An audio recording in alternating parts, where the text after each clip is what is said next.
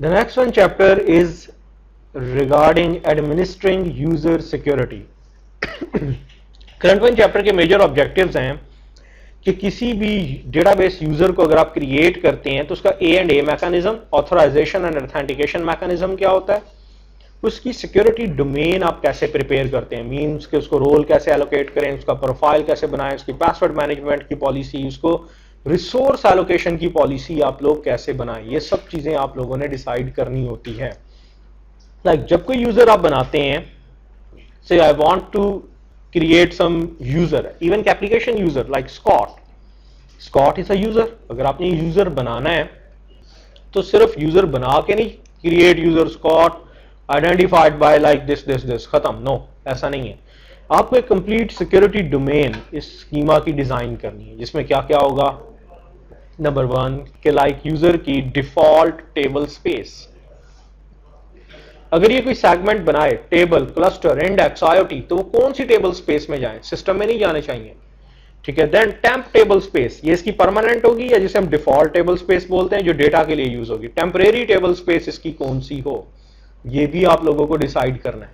Then इस user के पास privileges, like ये दो चीजें। देन इसके पासवर्ड मैनेजमेंट, ये नहीं कि यूजर स्कॉट है पासवर्ड भी स्कॉट है, यूजर स्कॉट है पासवर्ड की कोई कॉम्प्लेक्सिटी नहीं, कुछ नहीं, इट मींस कि इट्स नथिंग।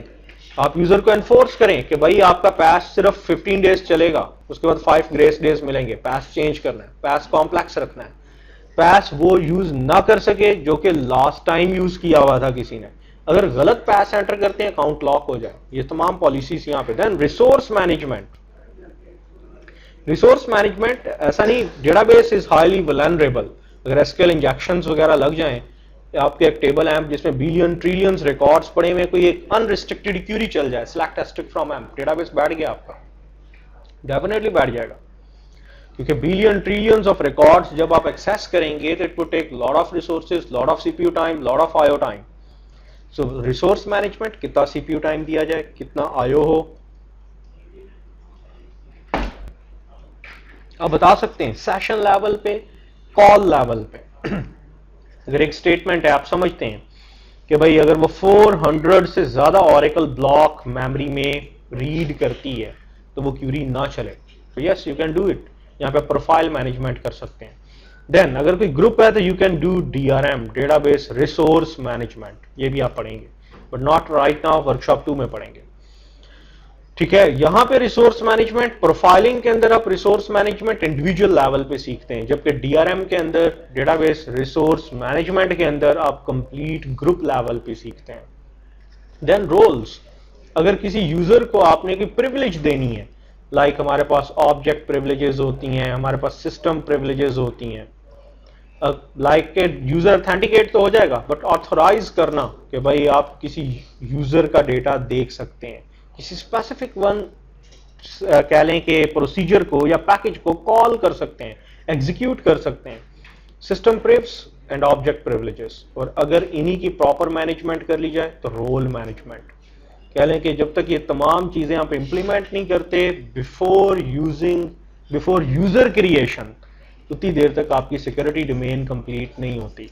सारे टॉपिक्स को नहीं, चंद एक टॉपिक्स को आप यहाँ पे लाजमी टच करेंगे इस करंट वन चैप्टर के अंदर, खासा वाइटल इंपॉर्टेंट चैप्टर है हमारा। Let us begin. हाँ जी, जब भी कोई आप यूजर क्रिएट करना चाहें, सो ऑरेकल की इंस्ट्रक्शंस क्या है, नंबर 1 के जी यूजर नेम यूनिक होना चाहिए, ये आप डिफाइन कर सकते हैं रोल्स के अकॉर्डिंगली। डीबीए यूजर्स हैं तो जो भी यूजर का नाम है, लाइक अ फर्स्ट नेम, जैसे अगर किसी का नाम अली अहमद है तो ए अहमद, या जो भी आपका इसे कहते हैं, फर्स्ट नेम का first and last name whole. अगर आप समझते हैं कि किस ग्रुप से बिलोंग करता है, डीबीए ग्रुप से बिलोंग करता है तो अंडरस्कोर डीबीए, आप इस तरह से नेमिंग कन्वेंशन रख सकते हैं अपने यूजर्स की। अगर कोई पर्सन डेवलपर है, so like Ahmed underscore dev, ठीक है, या इस तरह से फर्दर वन आप ऐसा कर सकते हैं। यूनिक नेम होना चाहिए। ऑथेंटिकेशन का मैकेनिज्म कि क्या पासवर्ड उसका आप डिक्शनरी में स्टोर करवाएंगे, वो आपका एक्सटर्नल मोड में चलेगा या वो ओडीएस से गेट करेगा, so you can define all these things. अभी वन बाय वन इस काम को शुरू करते हैं जी। द फर्स्ट वन चंद एक हमारे पास यूजर्स बाय डिफॉल्ट हैं, जैसे कि सिस का यूजर है, सिस्टम का यूजर है। सिस एक अकाउंट है, बाय डिफॉल्ट आपके मेटा डेटा का ऑनर है, डेटा डिक्शनरी का ऑनर है। डेटा डिक्शनरी सारी की सारी इसकी ऑनरशिप के अंदर होती है। AWR ऑटोमेटिक वर्कलोड रिपोजिटरी, जिसे आप 9i के अंदर कभी स्टैट्स पैक के नाम से पढ़ के आए थे, यहां पे स्टैट्स पैक भी कीप कर सकते हैं। वहां पे परफेक्ट स्टैट का स्कीमा पढ़ के आते थे, परफेक्ट स्टैट के पास स्टैट्स पैक होता था। यहां पे हमारे पास दो वेज है, चाहे परफेक्ट स्टैट को कीप कर लें, चाहे AWR को कीप कर लें, चाहे बोथ को कीप कर लें, it's up to you. Then हमारे पास फर्दर वन ये ऑप्शन है, इट्स ओके, ये दोनों की दोनों चीजें सिस के अंडर लाई करती हैं। ये AWR में क्या होता है, डेटाबेस की होल स्टैटिस्टिक्स, कि भाई कितना आज तक कितनी क्यूरीज चली, कितना CPU टाइम एलोकेट हुआ, कब किसका वेट करना पड़ा, किसी मेमोरी प्रोसेस का, बैकग्राउंड कह लें मेमोरी स्ट्रक्चर का, या किसी भी रिसोर्स का, ईच एंड एवरीथिंग यहाँ पे डॉक्यूमेंटेड होती है। देन सिस को जब आप एज अ सिस DBA या as a sys OPR log in करते हैं, तो you can start up database, you can shut down database, you can use a lot of commands.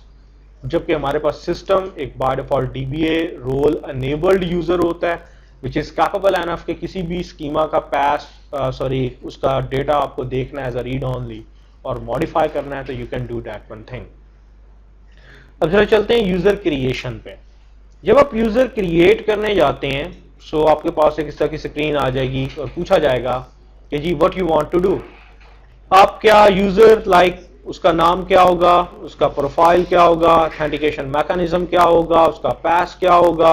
यहीं पे देखें उसकी default table space, temporary table space क्या होगी, उसको रोल्स, उसके system prefs, object prefs, quotas, consumer group, proxy user, each and everything यहां पे पहले की बाय डिफॉल्ट एक्सप्लेन्ड है।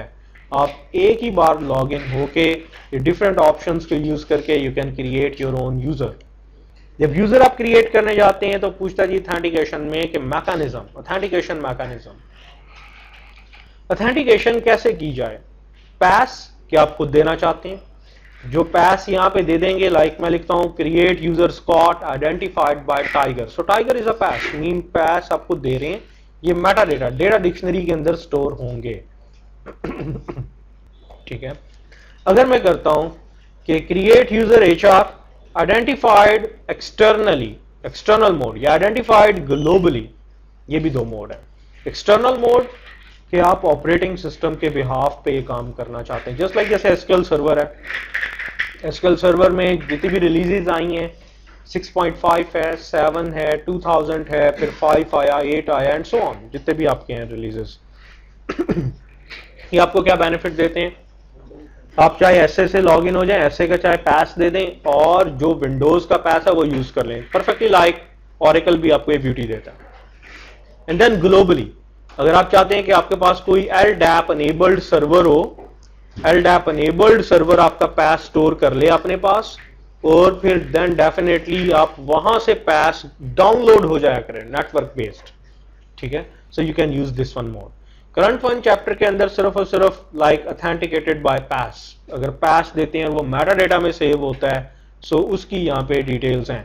देन डिफॉल्ट टेबल स्पेस कौन सी होगी, टेम्परेरी टेबल स्पेस कौन सी होगी। ठीक है, सो लाइक हम भी अपना यूजर यहाँ पे क्रिएट करते हैं।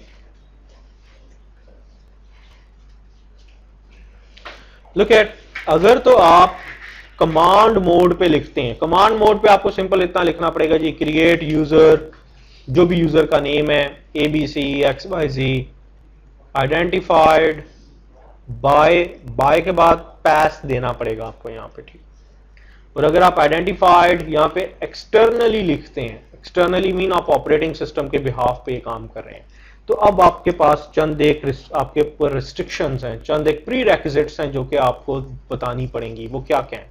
नंबर 1, सबसे पहले आपको P फाइल के अंदर एक पैरामीटर होता है OS अथेंट प्रीफिक्स। पैरामीटर के अंदर बाय डिफॉल्ट नल वैल्यू पड़ी होती है। ये इनिशियली नल पे सेट होता है।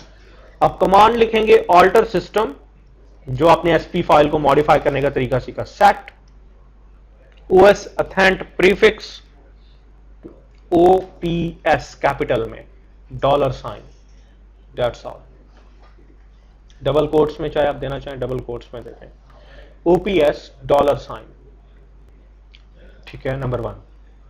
नंबर 2, अब जो आप यूजर बनाएंगे, जो भी डेटाबेस का यूजर बनाएंगे, उसका आप नाम क्या रखेंगे? आप लिखेंगे क्रिएट यूजर अली। अगर बनाना है तो you have to write down OPS dollar sign Ali identified externally. Mean ऐसे तमाम यूजर्स जिनका पैस वही हो जो कि ऑपरेटिंग सिस्टम यूजर का हो, तो उनके नाम से पहले ओपीएस डॉलर साइन आ जाया करेगा, क्योंकि आपने ऑथेंटिकेशन प्रीफिक्स ये सेट कर दिया। ये यूनिक्स या विंडोज में एक बाय डिफॉल्ट ऑरेकल का अपना बिहेवियर है।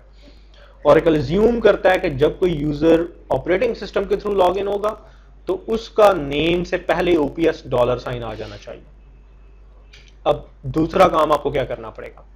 अभी तो आपने ऑरेकल के नाम का यूजर बनाया हुआ है, जिससे ऑपरेटिंग सिस्टम का यूजर है ऑरेकल लिनक्स का, जिसके थ्रू आप लॉग इन होकर तमाम सर्विसेज आप करते हैं।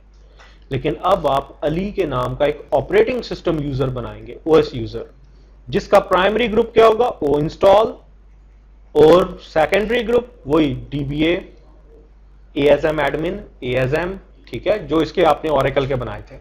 अब पहले तो आप एक अली ऐसा यूजर बनाएंगे ऑपरेटिंग सिस्टम बेस्ड। नंबर 2, फिर आप डेटाबेस में एक ऐसा यूजर बनाएंगे, लेकिन इसके नाम से आप पहले लिख देंगे create user OPS dollar sign Ali identified externally. Then आप इस अली यूजर से लॉग इन हुआ करेंगे और direct you can enter in any tool without authentication, अगर आप अपना कोई भी default mode dot bash profile में सेट करते हैं। एल्स आप वो पैस दे सकते हैं जो पैस ऑपरेटिंग सिस्टम बेस्ड आपने इस अली का रखा है यहां पे, या आप डुअल मोड भी यूज कर सकते हैं। डुअल मोड कैसे? You can write down create user OPS dollar sign Ali identified by ABC XYC. अब क्या आपके पास दो चॉइसेस हैं, चाहे तो इस अली यूजर से लॉग इन हो, ऑपरेटिंग सिस्टम यूजर अली से लॉग इन हो, किसी भी टूल को इन्वोक करें एसक्यूएल प्लस जैसे हमारे पास होता है।